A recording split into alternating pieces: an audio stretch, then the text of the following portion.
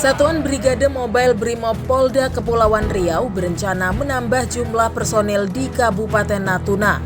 Penambahan kekuatan di wilayah utara Indonesia ini merupakan upaya Brimob dalam melaksanakan tantangan tugas yang semakin berat dan kompleks di gugusan Kepulauan Riau.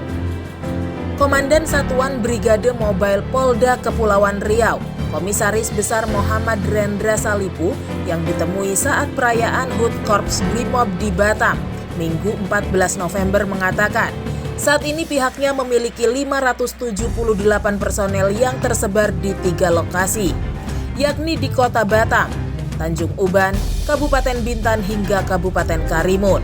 Jumlah ini masih jauh dari rencana kebutuhan jumlah personel Sat Brimob Polda Kepulauan Riau yang mencapai hampir 2.500 personil. Kita merencanakan memperbesarnya di Natuna sendiri. Kita sudah berusaha melakukan komunikasi dengan Pemda setempat. Dan insya Allah, alhamdulillah Pak Bupati memberi tanggapan baik. Insya Allah tahun 2022 nanti kita akan dapat lahan di sana. Kita yakin ke depan ini tidak ada yang memperkirakan yang terjadi, tapi kesiapan Brimob dengan institusinya, kekuatannya saya kira sudah patut kita banggakan.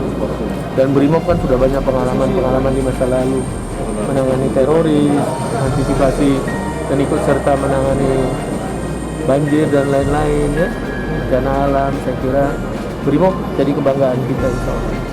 Dan Sat Brimob Polda Kepulauan Riau menambahkan, peringatan hari ulang tahun Korps Brimob yang ke-76 ini juga dijadikan momentum untuk melakukan evaluasi dan mempertahankan keberhasilan dalam penanggulangan pandemi COVID-19 hingga melaksanakan tugas khusus.